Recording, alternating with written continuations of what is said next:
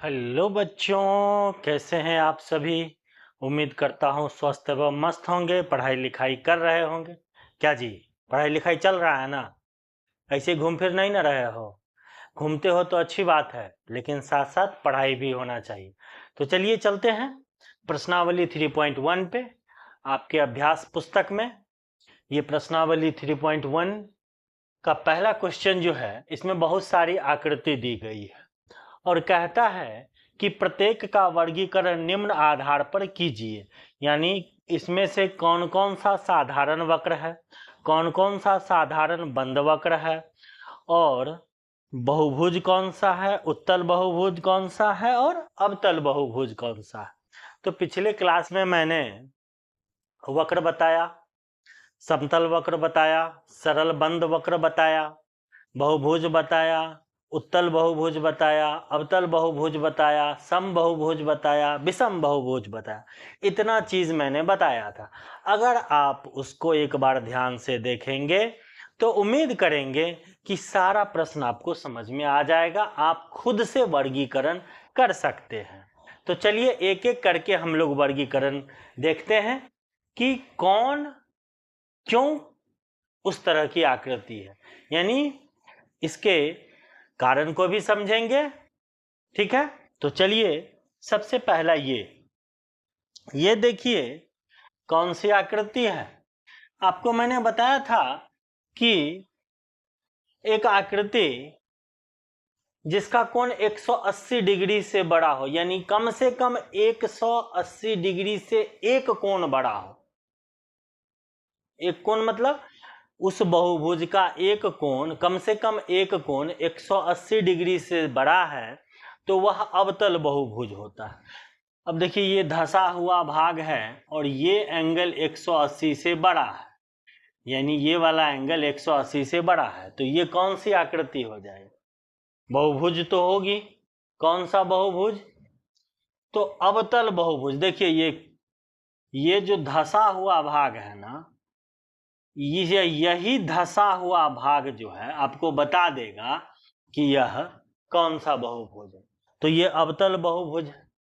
अब ये अवतल बहुभुज तो एक है ही, इसमें लिख ही दो कि अवतल बहुभुज ये पहला है। अवतल बहुभुज में पहला लिख दिए। दूसरा, अब अवतल बहुभुज के साथ साथ यह और क्या हो सकता है? तो आप पेन उठाएंगे, ऐसे ऐसे चलाएंगे तो यह जो है वक्र की आकृति है। इसको मिटा, यह वक्र की आकृति है, यानी ये पहला भी होगा, ये वक्र भी होगा। वक्र क्यों होगा आपको समझ में आया? क्योंकि पेन उठाइए, कोई भी एक बार आकृति ऐसे बना दीजिए तो यह वक्र आकृति है। यानी बिना कलम उठाए आप बना दीजिएगा तो क्या है? वक्र है। तो ये वक्र हो गया, ठीक ना। अब देखिए दूसरा भी वक्र है। दूसरा क्यों वक्र है? क्यों वक्र है? इसीलिए कि यहां से कलम उठाइए, ऐसे ऐसे एक बार में बन जाएगा, तो दूसरा भी साधारण वक्र है। अब तीसरा वक्र होगा। देखिए ये वक्र तो है, तीसरा ये वक्र तो है, लेकिन दो अलग अलग सर्कल है। दो अलग, पहला ये और दूसरा ये, इसके बारे में हम लोगों ने नहीं पढ़ा, तो साधारण तो नहीं होगा ये। तो ये साधारण वक्र नहीं है। चौथा में आपको बताया गया था कि कोई रेखा जो है आपस में काटे नहीं, एक दूसरे को कभी नहीं काटे, तो वो सरल बंद वक्र होता है। अगर काट दिया तो फिर सरल बंद वक्र तो होगा नहीं। तो यहां पर काट रहा है, तो जब साधारण वक्र नहीं होगा, सरल बंद वक्र नहीं होगा, तो तीसरा चौथा कुछ भी नहीं है। पांचवा, हाँ ये वक्र है, ये वक्र है। देखिए कहीं एक दूसरे को काट नहीं रहा है, सिंपल ऐसे कोई रेखा है, कोई इस तरह से घूमते हुए चल रहा है, तो आप फिर इसको पांचवा कह सकते हैं कि साधारण वक्र है। वक्र का मतलब क्या? कोई टेढ़ा मेढ़ा रेखा जो बिना पेन उठाए खींचा जा सके, या सीधी रेखा जो बिना पेन उठाए खींची जा सके, तो बस ये वक्र हो गया, साधारण वक्र। अब क्या है? पांचवा के बाद छठा, ये भी साधारण वक्र है। देखिए ऐसे गया ऐसे आया, तो ये भी क्या हो गया? साधारण वक्र हो गया। अब जो है ये भी वक्र है। क्यों? क्योंकि यहां से उठाइए ऐसे कलम बिना उठाए हुए बन जाएगा, तो ये क्या हो गया? साधारण वक्र। अब पहला साधारण वक्र कौन कौन सा हो गया? एक। क्यों हो गया एक? क्योंकि आप कहीं भी पेन उठा करके इसको एक बार पेन यहां रखेंगे और ऐसे ऐसे करके चले जाएंगे, बन जाएगा, तो ये साधारण वक्र है। यानी उसमें टेढ़ी मेढ़ी रेखा या फिर सीधी रेखा हो सकती है। तो देखिए ये हो गया, ये भी हो गया। पेन उठाइए ऐसे ऐसे ऐसे, सबका डेफिनेशन मैंने लिखाया हुआ है, अगर आप पढ़ेंगे तो आपको समझ में आ जाएगा। तो 1 2 5 6 7 ये साधारण वक्र है। अब बंद वक्र। बंद वक्र में एक ही चीज कहा गया है कि ऐसा वक्र जो कहीं भी एक दूसरे को ना काटे, यानी काटती नहीं है और पूरी तरह से बंद है। तो देखिए ये भी बंद है, यहां से गया ऐसे गया ऐसे गया, एक दूसरे को कहीं ऐसे इस तरह से काट रहा है, जैसे 8 है इस तरह से काट रहा है, ये ऐसे चला ऐसे चला ऐसे चला ऐसे चला, लेकिन यह एक दूसरे को कहीं काट नहीं रहा है। तो इस तरह से ये क्या होगा? इसके कारण यह जो है पहला ये बंद वक्र हो गया। दूसरा भी क्या होगा? बंद वक्र होगा। क्यों होगा? क्योंकि यह एक दूसरे को कहीं भी काट नहीं रहा है, सिर्फ टच कर रहा है एक दूसरे को, जैसे इस तरह से काट नहीं रहा है। इस तरह से समझ लीजिए, या फिर जैसे आप 8 लिखते हैं इस तरह से, इसमें क्या हो गया? ऐसे चला, यहाँ पर कट गया, ये जो पॉइंट है कट गया, तो ऐसा कटा नहीं है, इसलिए यह क्या होगा? क्या होगा? ये भी साधारण बंद वक्र होगा। ये फिर देखिए बंद तो है लेकिन साधारण नहीं है। ये बंद तो है लेकिन साधारण नहीं है, क्योंकि दो दो आकृति है, तो साधारण नहीं है, इसलिए इसको छोड़ देंगे। चौथा देखिए, ये एक दूसरे को काट रहा है, ऐसे गए, इस लाइन को काटा, इस लाइन को काटा, इस लाइन को काटा, इस लाइन को काटा, इस लाइन, यानी रेखाखंड एक दूसरे को कहीं भी काटनी नहीं चाहिए, तो ये भी नहीं होगा। फिर 5 में आप देखेंगे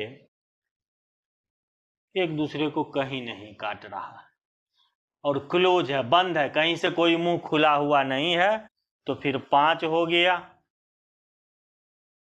फिर छठा देखिए, ये भी बंद है, छठा हो गया। और ये 7वां, ये भी बंद है। तो इस तरह से हम देखेंगे कि साधारण वक्र और साधारण बंद वक्र में 1 2 5 6 7, 1 2 5 6 7। अब है बहुभुज। बहुभुज कौन कौन सा है? देखिए बहुभुज के लिए कंडीशन भी आपको याद रहना चाहिए कि स्ट्रेट लाइन तो हो, यानी रेखाखंड होगा। तो रेखाखंड इसमें भी है, रेखाखंड इसमें रेखाखंड नहीं है, इसमें रेखाखंड नहीं है। और एक चीज और याद रखिएगा, बहुभुज के लिए कम से कम 3 रेखाखंड होना चाहिए। बहुभुज के लिए कम से कम 3 रेखाखंड होना चाहिए। तो 3 रेखाखंड, इसमें 3 से 3, कम से कम 3 और 3 से ज्यादा है, इसमें भी कम से कम 3 और 3 से ज्यादा है, लेकिन ये एक दूसरे को काट रहा है। तो बहुभुज जो है ये होगा और ये होगा। तो 2 बहुभुज है, पहला और दूसरा, ये क्या है? बहुभुज है। उत्तल बहुभुज। उत्तल बहुभुज में मैंने बताया था कि ऐसा बहुभुज जिसका आंतरिक कोण 180 डिग्री से कम है। तो देखिए तो ये भी 180 डिग्री से कम है, ये भी 180 डिग्री से कम है, ये भी 180 डिग्री से कम है, ये भी 180 डिग्री से कम। तो वैसा बहुभुज जिसका आंतरिक कोण, सभी आंतरिक कोण, एक नहीं सभी आंतरिक कोण 180 डिग्री से कम है, तो क्या हो गया, ये उत्तल बहुभुज। तो दूसरा क्या हो गया, उत्तल बहुभुज। अब है अगला अवतल बहुभुज।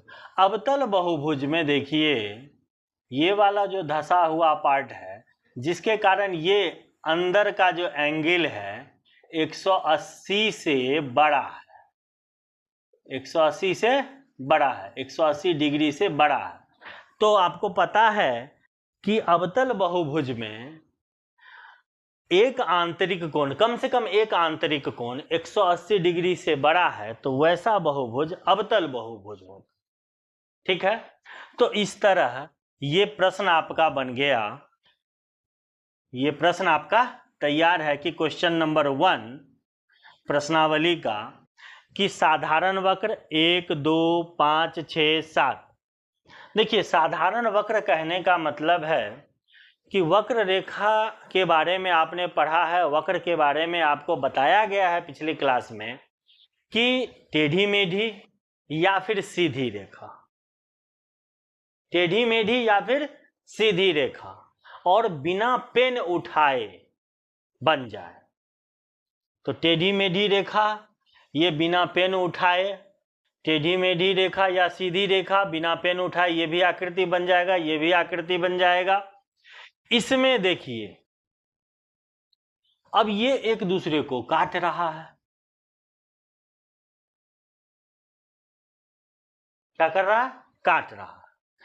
और इस तरह से हमने ऐसे ऐसे किया, तो इस तरह जिसके कारण ये जो 4 नंबर है ये सरल या साधारण वक्र नहीं है, ये साधारण वक्र नहीं है, और न ही ये साधारण बंद वक्र है, और ये भी साधारण बंद वक्र नहीं है। तो 3 और 4 दोनों न तो साधारण वक्र है न ही साधारण बंद वक्र है। बंद तो है दोनों लेकिन साधारण नहीं। ठीक है, अब जो है बहुभुज में ये दोनों है, पहला और दूसरा, एक अवतल है एक उत्तल है, तो बहुभुज में पहला और दूसरा, उत्तल में आपका हो गया दूसरा और अवतल में हो गया पहला। तो इस तरह से आपका पहला क्वेश्चन तैयार है, आप नोट कर लीजिए इसको।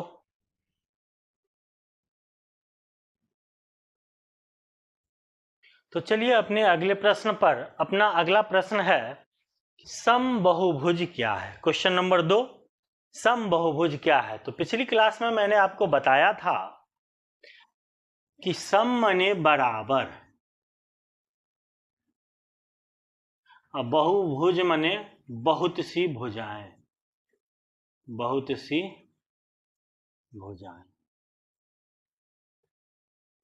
मतलब कि वैसा बहुभुज जिसकी बहुत सारी तो भुजा हो लेकिन सभी आपस में क्या हो, बराबर। तो लिखते हैं यहां पर, इसको मिटा दीजिए, समझ में अगर आ गया हो तो इसको मिटा दीजिए।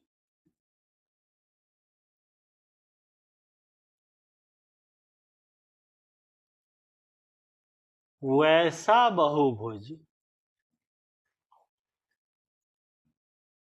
वैसा बहुभुज जिसकी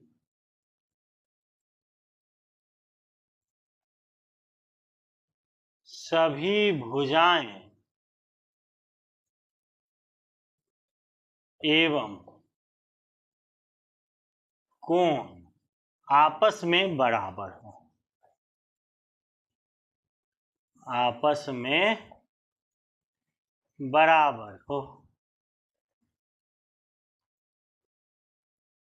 यानी जिसकी सभी भुजाएं और कोण आपस में बराबर है, उसको हम क्या कहेंगे? समबाहुभुज। ये हो गया अब उसका उत्तर है ये। इसमें और क्वेश्चन छुपा हुआ है। और क्वेश्चन क्या है कि एक समबाहुभुज का नाम बताइए जिसमें, अब समबाहुभुज का नाम बताना है।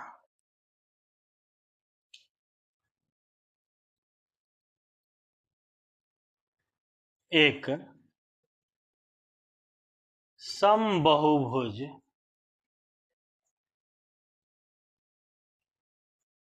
का नाम बताइए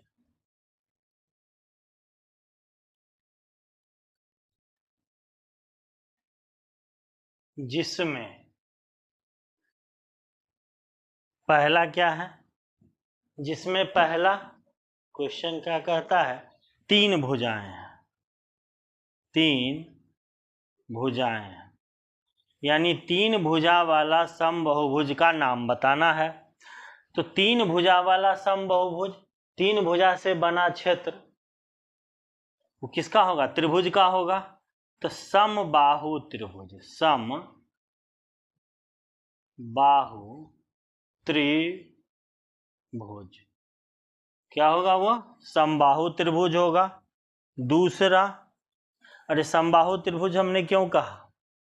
क्योंकि तीनों भुजा अगर बराबर रखेंगे तो समबाहु त्रिभुज ही बनेगा। तो समबाहुभुज हो गया ये। दूसरा है 4 भुजाएं।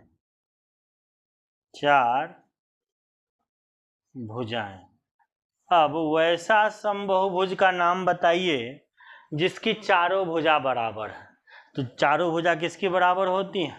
वर्ग। वर्ग की आकृति कैसी होती है? तो ऐसे, ये भुजा, ये भुजा, ये भुजा, ये भुजा बराबर होता। समबाहु त्रिभुज में आप देख लेंगे इस तरह से ये और ये तीनों भुजा बराबर होती है। तीसरा जो है क्वेश्चन आपका कहता है कि 6 भुजाएं हो। अब 6 भुजाएं, अब 6 भुजा हो तो कौन सा समबाहुभुज होगा? तो वो हो जाएगा सम षटभुज। क्या होगा? सम षटभुज। अब सम षटभुज कैसे बनेगा? तो इस तरह से,